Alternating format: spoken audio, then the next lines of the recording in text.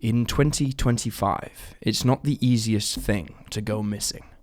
Between social media, mobile phone data, and CCTV, it seems like the majority of our movements are tracked.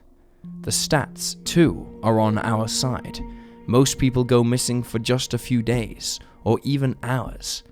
But time and time again, we see people fall through the cracks, disappearing into thin air, and even with evidence available, answers elude us. Join us for today's episode as we examine 3 strange cases of missing people captured on video.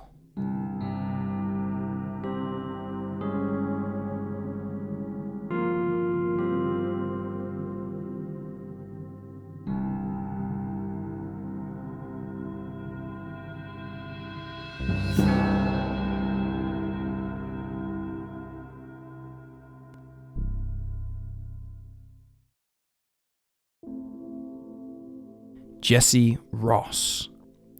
19-year-old Jesse Ross's abrupt disappearance in 2006 left all those who knew him in disbelief. A popular student who was known for his drive and enthusiasm, Jesse did not seem the type to run away from home and did not have any issues when he vanished. If anything, his life seemed to be on the up. After taking part in an unpaid internship at Kansas City radio station named 95.7 The Vibe, while majoring in communications at the University of Missouri at Kansas City, he was quickly promoted to a paid position because he was so popular. On the radio, he used the name Opie Cunningham, and he was best known for his work on the station's Shorty and the Boys morning show. On November 20th, 2006, Jesse called his mother from Chicago, Illinois, to let her know that he was having a great time. He was in the city with 13 other students who were participating in a mock United Nations conference. That night, there had been a dance and a large party thrown at the Sheraton Towers Hotel in the 300 block of North Walter Street in Chicago. Jesse told his mother that he'd call the next day. At 2 a.m. on November 21st, there was an emergency UN meeting that the students scrambled to attend, and at 2:30 a.m., Jesse called his mother again. Afterwards, he left the room as part of a 30-minute break. According to Disappeared, both a blog and docuseries, Jesse was last seen in the hotel lobby on CCTV, walking towards the main doors, but there was no further footage after this point. The hotel he was staying at was just a 10-minute walk from the Sheraton, and by all accounts, it was a straightforward path that was well lit and well monitored by other surveillance cameras. However, he was never seen again. Investigators were made aware that there was a staff door on the south side of the building that could be used to leave the hotel and did not have any CCTV covering it. It's unclear why Jesse would use this, since he appeared to be going towards the main exit, and it's unknown if he was aware that the side door existed. His hotel room was later checked by authorities, but there was no sign that he had made it back that night. A missing persons report was filed by his father at 4 p.m. the following day, after he was approached by Jesse's professor, who had spoken with fellow students, hotel security, staff, and conference organizers, only to discover that nobody had seen Jesse in hours. His roommate stated that he had returned to their room at 6 a.m., and assumed the 19-year-old was already asleep because it was dark and there were clothing items piled on the bed. Currently, there is no evidence to suggest that Jesse met with foul play, and the police have theorized that whatever became of Jesse that night was accidental. They have suggested that he fell into the Chicago River, which runs next to the hotel, but is in the opposite direction of where he was staying, which may be why he never showed up on surveillance footage. However, it has been argued that it would be difficult to fall into the river, given the 4-foot-tall security barrier. Witnesses observed that the 19-year-old was not intoxicated when he left the hotel, while his parents stated that he was not depressed or suicidal in any way, shape, or form. His bank accounts and mobile phone have been inactive since he vanished. As part of their initial investigation, law enforcement scoured the area for Jesse, reviewed CCTV footage, interviewed staff and witnesses in the hotel, and even sent drivers into the Chicago River several times, but they found no sign of him. His parents stated that he left for Chicago with some music mixes in his bag, and have theorized that he met with the wrong person while trying to network with those in the entertainment industry. Over the years, several sets of remains have been found throughout the city, but none have ever been Jesse's. Jesse Ross's case is still unsolved, and he is considered an endangered missing person. He was 19 when he was last seen on November 21, 2006 at the Sheraton Towers Hotel in the 300 block of North Walter Street in Chicago, Illinois. He is described as a white male with a freckled complexion, red hair, and blue eyes. He is 5 foot 10 inches tall and weighed around 140 pounds at the time of his disappearance. When he went missing, he was wearing black trainers, blue jeans, a white t-shirt, and a green jacket. He also wears wire-framed glasses. If you have any information about Jesse's disappearance, you can call the Chicago PD at 312-744-8266 or the National Center for Missing and Exploited Children at 1-800-843-5678.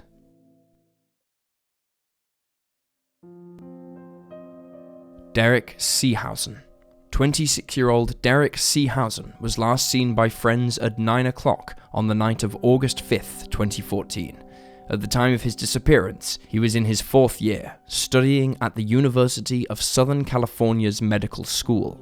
By all accounts, he was a good student and well-liked, and had chosen to specialize in the field of anesthesiology. On the night of August 5th, Derek was in Glendale, California, spending the night in the company of friends. He eventually parted ways with them as he was due in early at work the following morning. At around 10:30 p.m., he was placed in Los Angeles, where he withdrew $200 from an ATM and was captured on CCTV as he did so. Notably, all of Derek's friends and family have observed that he would not ordinarily carry that much cash, and nobody knows why he took out such a large amount of money. Afterwards, he entered a supermarket and purchased milk and cereal. Despite leaving his friends for an early night, Derek remained active in the next few hours. At 11:54 p.m., he made a payment to a friend of just under $3,000. This was to pay the friend back, as they had loaned him the money so he could cover his tuition fees. The friend was surprised to receive the money, as they'd agreed that Derek wouldn't pay them back until he graduated from university and secured a job. Though the friend messaged Derek to ask about it the following morning, he never responded. Derek was last seen at 2 minutes past midnight on August 6th, walking northbound on Alvarado Street. He has never been seen again. Derek's disappearance was not immediately noticed. It wasn't until he'd missed several classes at university that his friends reached out to his parents, who lived in Pennsylvania, and who then contacted the police. At his apartment, there was nothing amiss, no signs of a struggle, no indications of foul play, and there was little missing. Police observed that Derek's keys, phone, wallet, and laptop had all been left behind, but his state ID was missing, as was the $200 in cash he had taken out from the ATM on the night of August 5th.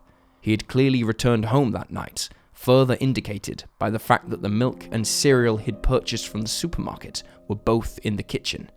The cereal box had been opened, but the milk carton was still sealed.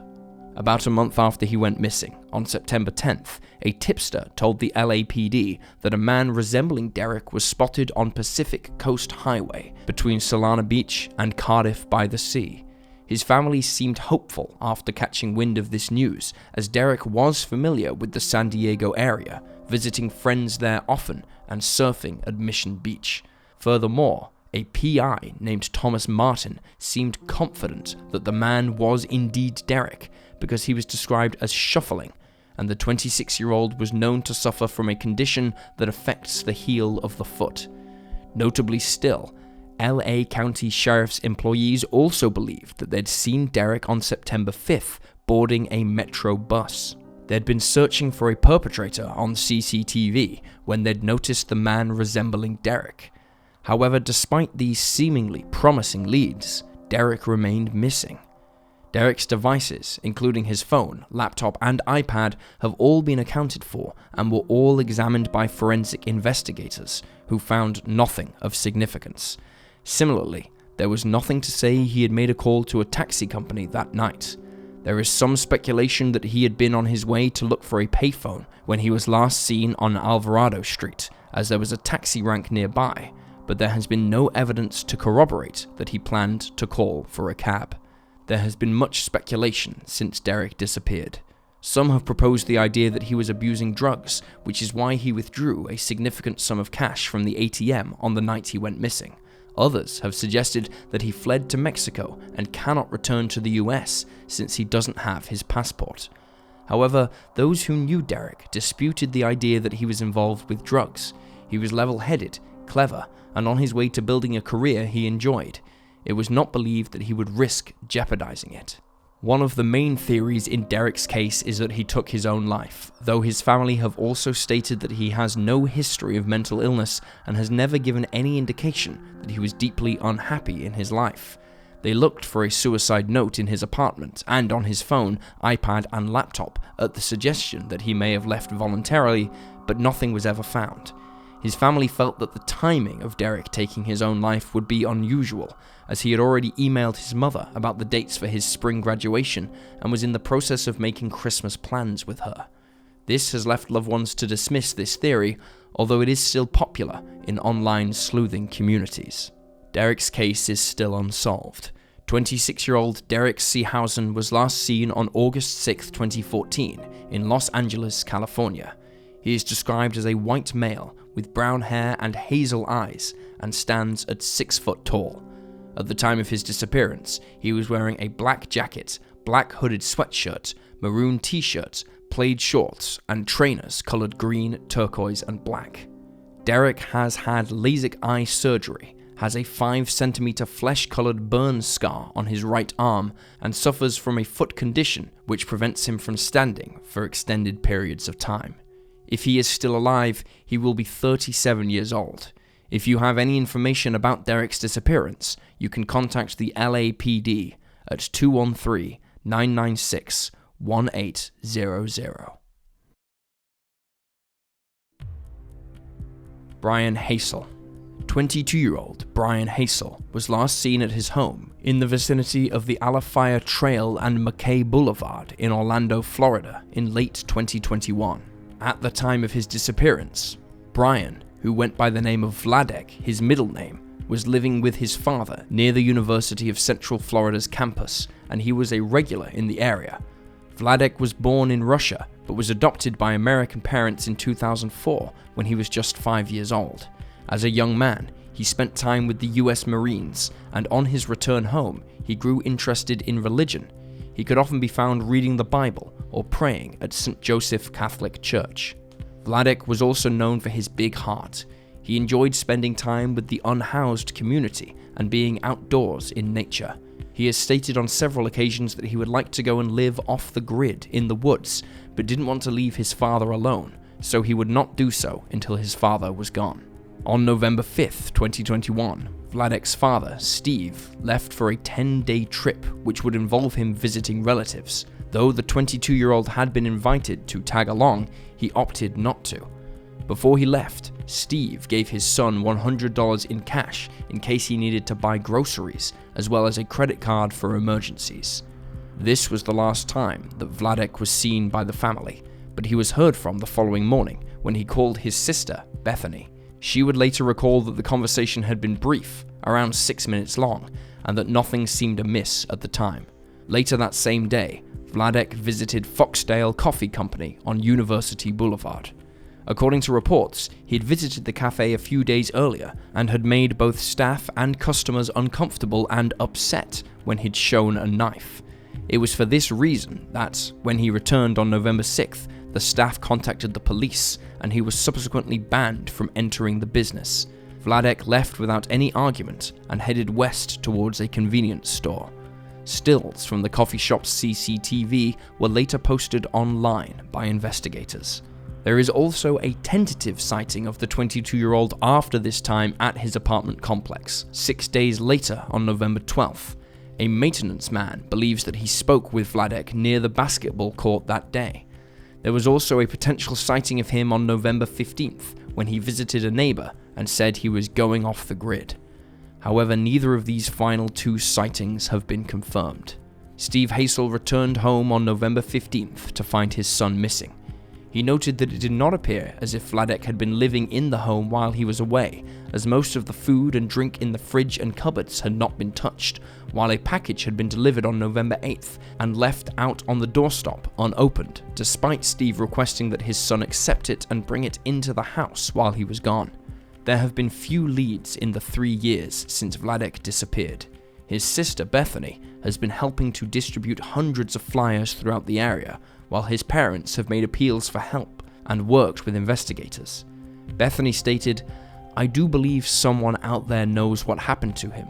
There's so many people that probably have interacted with him that just don't realize he's a missing person, and the information they hold could be the key to his case.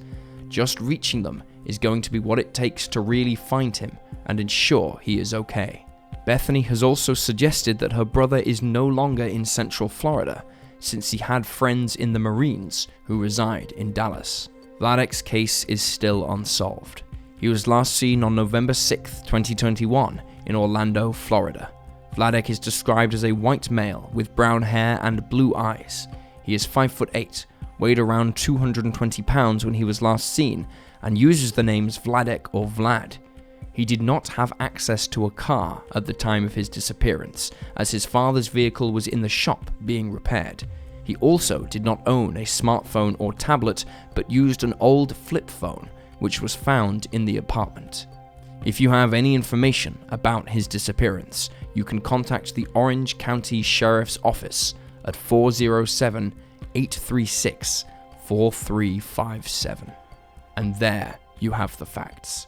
Please leave a comment down below with your own theories and speculations, and remember to like this video and subscribe to support the channel. Thank you for watching. Stay alert, stay safe, and I'll see you next time.